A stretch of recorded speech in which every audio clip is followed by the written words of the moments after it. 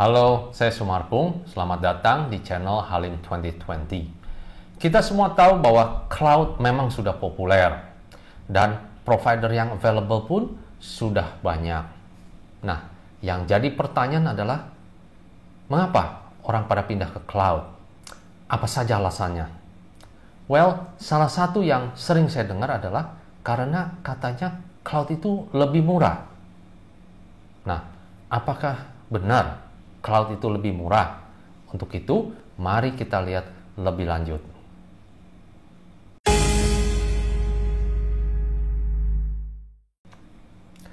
Setiap cloud provider, ketika mereka menawarkan solusi cloud kepada klien, tentu mereka membawa list of benefits, daftar keuntungan-keuntungan yang bisa diperoleh oleh klien ketika mereka pindah dari on-premise ke cloud.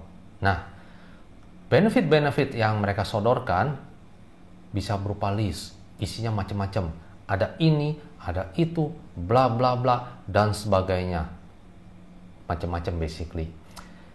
Mungkin nggak perlu saya sebutkan semua di sini. Saya rasa Anda juga mungkin sudah tahu. Nah, tapi ada satu yang cukup sering mereka sebutkan, yaitu bahwa kalau pindah dari on-premise ke cloud, akan lebih murah. Jadi dengan kata lain, ada cost saving di sini. Nah, soal cost saving inilah yang mau kita gali lebih dalam lagi. Tapi sebelumnya mungkin kita perlu pahami dulu yang disebut cloud itu yang mana. Nah, untuk itu coba kita lihat model-model dari cloud yang available. Nah, di sini di gambar ini terlihat ada 3 model yang available di cloud, yaitu yang pertama sebagai infrastructure as a service, yang kedua adalah platform as a service, dan yang ketiga adalah software as a service. Nah, perbedaannya sebenarnya adalah di level mana mereka memanage. Coba lihat yang kolom paling kiri, yang on-premise. Nah, kalau di situ semua klien manage semuanya, mulai dari yang paling bawah yaitu networking, storage, server, maksudnya hardware dari server, all the way sampai ke level aplikasi. Nah, sedangkan kalau infrastructure as a service, dari network sampai server itu dimanage oleh cloud provider. Platform as a service itu dimanage sampai ke operating systemnya dan juga middleware. Kalau software as a service, semuanya dimanage oleh cloud provider. Nah, kalau kita lihat yang paling banyak dipakai untuk memindahkan core system atau line of business application adalah infrastructure as a service. Sedangkan platform as a service biasanya dipakai oleh para developer. Dan ini sebenarnya juga kurang populer. Kalau Anda sebagai developer mungkin Anda paham sekali untuk memindahkan satu platform ke platform yang lain itu bukan cuma repot, tapi ada costly. Nah, mungkin ini bisa dibahas dalam topik tersendiri. Lalu berikutnya yang software service. Ini banyak dipakai untuk business productivity, seperti misalkan Office 365 atau ERP atau juga CRM. Nah, ini juga kalau untuk bahas ada topik tersendiri, mungkin perlu pembahasan terpisah. Jadi, yang kita mau bahas di sini adalah yang paling umum, yang paling sering dipakai oleh perusahaan untuk memindahkan line of business application-nya, yaitu yang model infrastructure as a service. Jadi kita akan melihat apa yang dimaksud sebagai cost saving ketika perusahaan atau klien ingin pindah ke cloud yang menggunakan model infrastructure as a service ini. Sekarang, mari coba kita compare perbandingan biaya antara yang on-premise dengan yang cloud. Nah, yang cloud yang kita akan compare adalah yang modelnya infrastructure as a service atau IaaS. Jadi kita akan membandingkan biaya antara yang on-premise dengan cloud model IaaS. Nah, untuk menghitung biaya, metode yang paling sering digunakan adalah Total Cost of Ownership atau TCO. Dan untuk menghitung biaya yang on-premise, faktor-faktornya adalah pertama, biaya pembelian hardware. Kalau kita lihat yang on-premise kan tadi ada mulai dari network, storage, dan server. Nah, semua itu kan perlu dibeli. Nah, biayanya semua dihitung berapa total biaya pembeliannya. Lalu variabel berikutnya adalah perbaikan atau maintenance. Nah, ini variabel yang wajar sekali karena hardware tentu perlu perbaikan atau maintenance. Selanjutnya, mungkin ada upgrade. Jadi, kalau ada, biaya upgrade-nya pun dimasukkan. Lalu selanjutnya adalah biaya operasional. Nah, kalau Anda lihat, yang on-premise ini, servernya kan mungkin ditaruh di dalam satu ruangan tersendiri. Server room, misalnya. Perlu listrik kan? Jadi, komponen listriknya ada di sini untuk server room tadi. Lalu AC-nya di server room, AC tersendiri. Jalannya 24 jam, harus dingin. Itu juga ada cost-nya. Dan lalu ruangannya sendiri. Kalau ini gedung perkantoran, tentu nggak gratis kan? Ruangannya ada cost-nya. Itu juga dihitung. Dan lain-lain, semuanya dihitung. Termasuk kalau server room pasti ada UPS. Itu juga dihitung dalam hal ini. Nah, selanjutnya ada biaya tenaga kerja, yaitu biaya dari orang-orang yang terlibat dalam memaintain sistem on-premise ini. Nah, lalu ada juga opportunity cost, yaitu cost yang timbul pada perusahaan yang diakibatkan oleh sistem yang down atau unavailable. Jadi, kalau sistemnya down, berapakah cost yang timbul pada perusahaan? Nah, cost-nya ini bisa juga berupa potential revenue lost. Makanya disebut sebagai opportunity lost atau opportunity cost. Nah, kalau dilihat, semua variabel ini sangat wajar semuanya. Jadi, itu memang biaya-biaya yang timbul ketika memaintain satu sistem on-premise. Tapi, ada dua variabel yang cara hitungnya, sekali lagi, bukan variabelnya, tapi cara hitungnya agak bombastis. Nah, bisa Anda tebak yang mana? Kalau saya lihat, variabel yang cara hitungnya agak bombastis adalah pertama, biaya tenaga kerja. Kalau saya lihat, cara menghitung biaya tenaga kerja, mereka menggunakan gaji seorang expert, seorang ahli di perusahaan besar. Jadi gajinya besar yang dipakai. Padahal ini sebenarnya kan gak realistis ya. Gaji kan beda-beda setiap perusahaan. Kalau dipakai di perusahaan besar tentu gajinya besar, apalagi seorang expert. Selain itu, man hours yang dialokasikan untuk memaintain sistem on-premise ini juga terlalu besar kalau dilihat. Nah, jadi ada dua faktor ini. Gajinya besar, alokasi man hours-nya juga terlalu besar. Variabel kedua yang agak bombastis secara hitungnya adalah opportunity lost. Yang biasa dipakai adalah potential revenue lost dari perusahaan-perusahaan yang very profitable. Nah, kalau perusahaannya very profitable, tentu revenue-nya besar. Jadi kalau ada sistem yang down, potensi revenue yang hilang pun juga besar. Nah, tentu nggak bisa dong dipakai sama rata semua perusahaan. Tiap perusahaan pasti beda-beda dong tingkat probability-nya. Nah, jadi dengan kata lain, di sini variabelnya semuanya wajar, tapi ada dua variabel yang cara hitungnya agak bombastis. Nah, saya punya satu cerita. Ada teman sales yang ketika mereka mau menawarkan solusi cloud, mereka menggunakan TCO calculator yang sudah di-provide. Lalu waktu dihitung, mereka juga lihat, waduh, ini cara ngitungnya agak bombastis ini untuk dua variabel ini. Jadi sebenarnya dia agak malu waktu nyodorin data TCO ini kepada klien. Saya bisa paham banget kenapa dia agak malu nyodorin data TCO ini kepada klien. Karena klien mungkin hanya bisa ketawa waktu lihat data ini. Kenapa?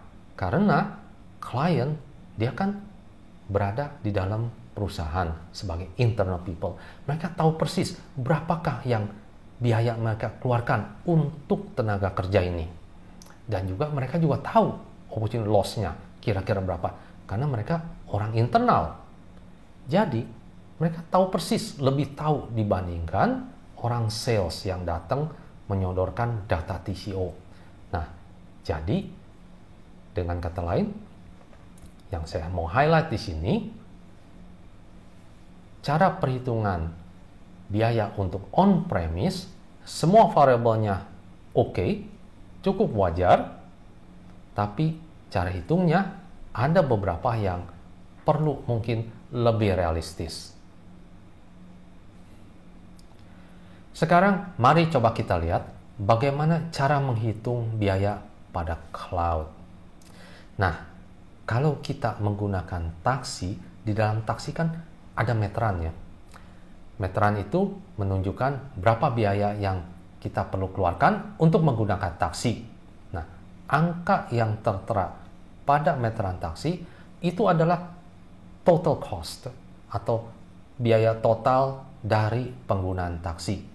Nah, sedangkan pada cloud meterannya bukan cuma satu, meterannya banyak. Dan setiap cloud provider punya listnya meteran apa saja yang mereka pakai. Tapi pada umumnya meteran yang mereka pakai adalah yang pertama jumlah CPU.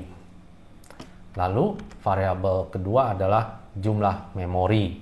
Lalu ada juga storage. Nah, storage ini bukan cuma satu meterannya.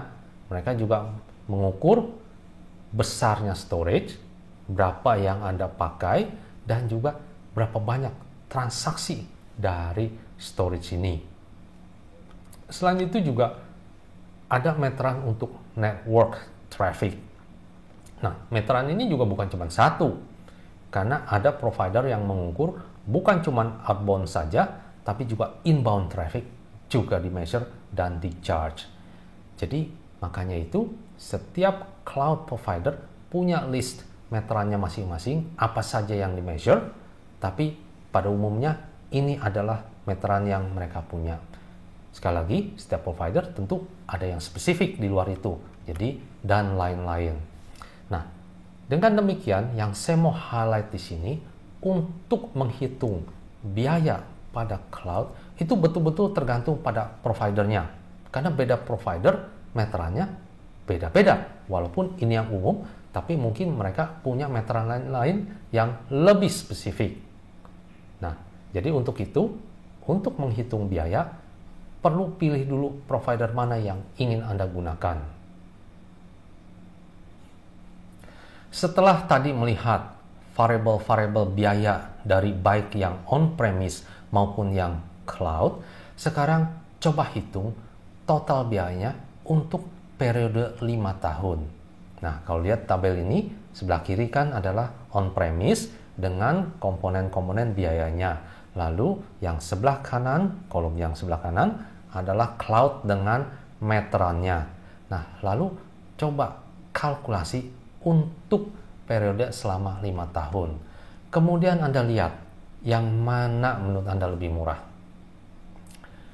Kalau menurut saya, setelah melakukan kalkulasi untuk periode selama 5 tahun, dugaan saya yang lebih murah adalah yang on-premise. Mungkin Anda masih heran, mungkin Anda masih berpikir, kok bisa ya yang on-premise lebih murah? Nah, supaya gampang memahaminya, sekarang coba kita ambil contoh analogi dari penggunaan mobil. Nah, di sini ada satu tabel dengan 2 kolom, di mana tabel sebelah kiri, kolom sebelah kiri menunjukkan kepemilikan mobil sendiri. Lalu kolom sebelah kanan adalah dengan model rental. Nah, untuk model milik sendiri, tentu ada biaya pembelian mobil. ada biaya perbaikan, lalu ada biaya servis rutin, misalkan ganti oli atau juga tune up. Lalu ada biaya BBM dan pajak kendaraan. Nah, lalu untuk yang kolom rental, nah ini tergantung tentu dari rental company-nya, meteran apa yang mereka pakai. Tapi pada umumnya tentu ada biaya sewa mobil. Nah, selanjutnya ini yang tergantung setiap perusahaan rental, apakah dia punya meteran untuk berdasarkan jarak. Jadi kalau jaraknya lebih dari sekian akan kena charge per kilometer misalnya. Atau ada juga meteran jam operasional. Jadi sehari pemakaian cuma sekian jam. Lebih dari itu kena charge per jam dan sebagainya. Nah, kalau dilihat framework cara berpikirnya mirip kan dengan yang sebelumnya antara on-premise dengan cloud, di mana on-premise ada biaya-biaya yang dikeluarkan untuk memiliki, sedangkan yang cloud ada meteran-meterannya. Di sini juga sama. Nah, selanjutnya adalah coba lihat. Menurut Anda, mana yang lebih murah antara milik sendiri dengan rental mobil? Saya rasa kalau perbandingan atau contoh analoginya menggunakan mobil, mungkin lebih gampang jawabnya. Tentu Anda bisa lebih cepat bilang, oh iya, kalau milik sendiri pasti lebih murah. Nah, saya juga melihatnya sama. Milik sendiri tentu lebih murah dibandingkan dengan yang rental. Nah, selanjutnya, pertanyaan berikutnya. Pilihan mana yang paling banyak? Maksudnya, orang memilih yang milik sendiri atau yang rental. Dan saya rasa jawabannya juga mungkin sama, yaitu bahwa yang paling banyak adalah yang model milik sendiri. Tapi yang rental juga ada, tentu, dan cukup populer sebenarnya. Nah, siapakah yang pilih rental?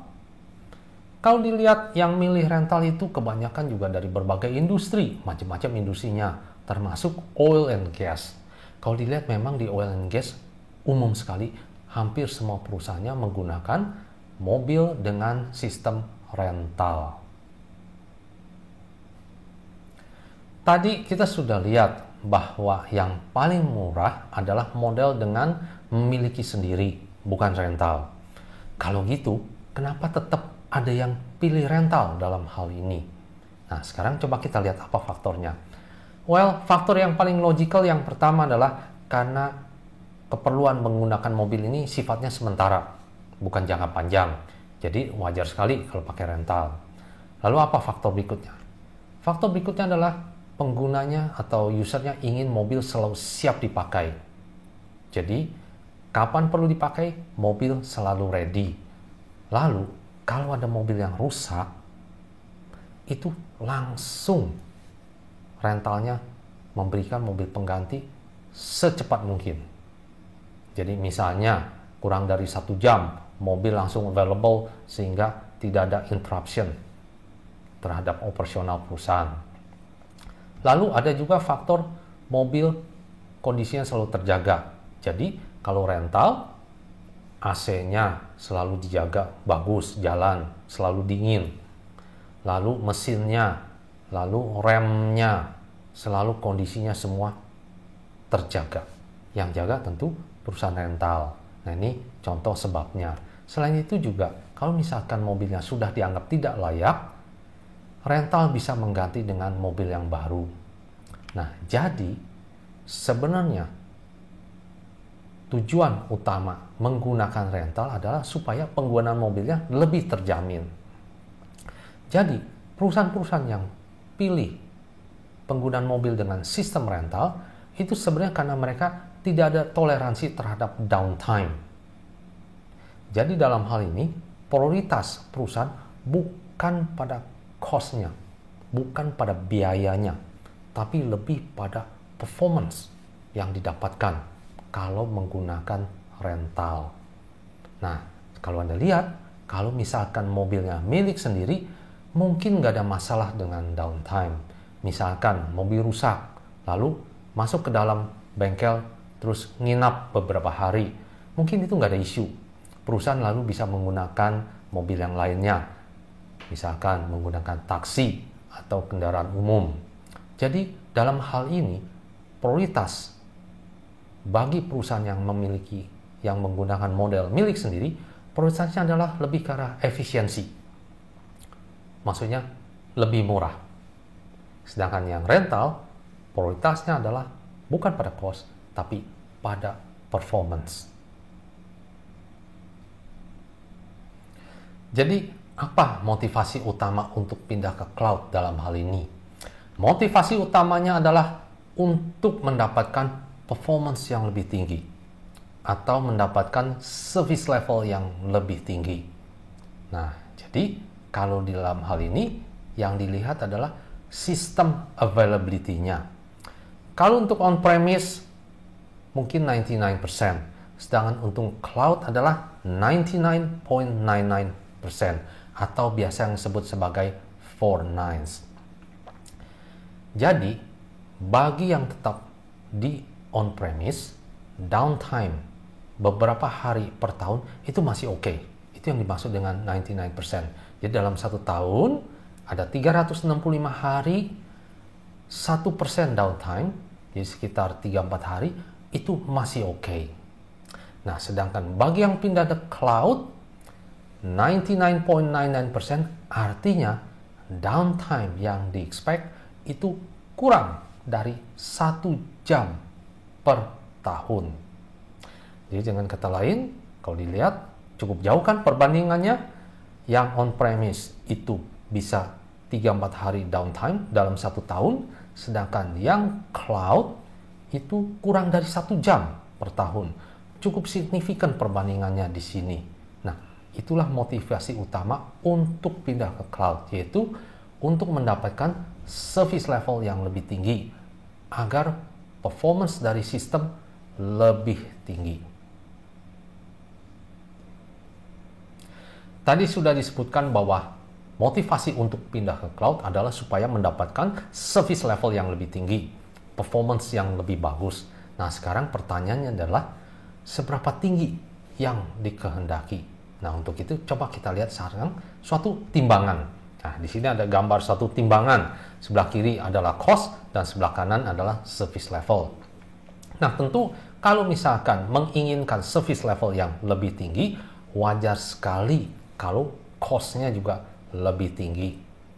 Nah, yang jadi pertanyaan adalah siapakah di dalam perusahaan yang menentukan seberapa tinggi service level yang dikehendaki. Jadi dengan kata lain, yang menentukan apakah orang teknikal atau orang bisnis. Nah, sekarang kita lihat. Kalau orang teknikal, bagi orang teknikal, tentu mereka berpikir kalau service level makin tinggi, ya makin bagus dong. Betul sekali.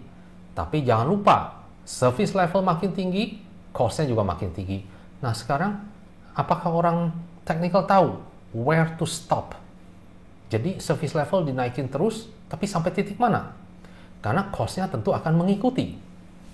Nah, yang perlu diingat adalah dalam hal ini bahwa service level merupakan bagian dari business strategy, merupakan bagian dari business plan perusahaan. Nah, untuk itu secara logikal tentu wajar sekali kalau sebenarnya yang menentukan seberapa tinggi service level yang diinginkan adalah business people. Sebagai kesimpulan, cloud bukanlah suatu alternatif biaya yang lebih murah. Karena bagaimanapun juga yang on-premise akan tetap lebih murah. Tapi cloud bisa memberikan performance yang lebih bagus. Bisa memberikan service level yang lebih tinggi. Jadi, bagi perusahaan-perusahaan yang pindah ke cloud, motivasi utama bukanlah pada cost saving, tapi pada performance yang lebih bagus tadi. Jadi, ini adalah satu business decision. Karena service level merupakan bagian dari business strategy. Misalkan saja, perusahaan mempunyai strategi bagaimana supaya bisa melayani customer-nya dengan lebih baik lagi, dengan lebih bagus lagi. Atau strateginya adalah bagaimana supaya bisa menjadi yang paling kompetitif di market. Nah, untuk itu mereka butuh satu sistem yang high performance, yang service levelnya tinggi. Nah, karena ini menyangkut bisnis strategi, tentu tiap perusahaan beda-beda.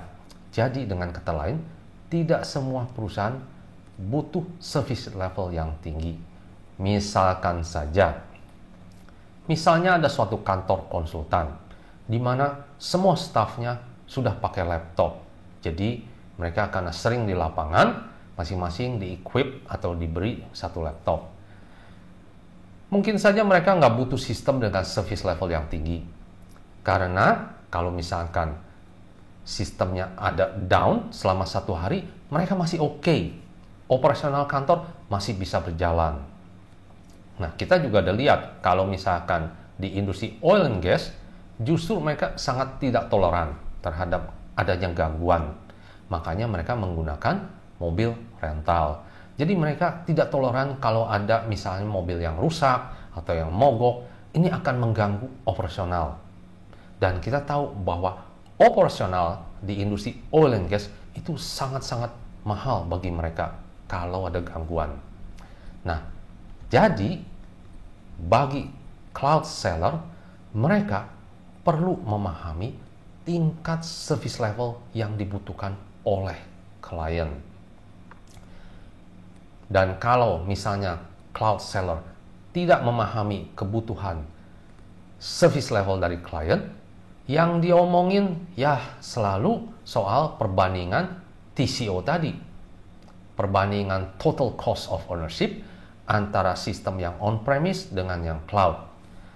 Lagi pula, cara hitung TCO untuk on-premise ada yang dibuat agak bombastis. Tujuannya supaya cloud kelihatan jadi lebih murah. Dan ini sebenarnya kurang efektif. Karena klien sebenarnya mereka sudah tahu berapa TCO mereka sendiri. Karena ini suatu internal data, tentu mereka paling paham dengan kondisi internal perusahaan. See you next time.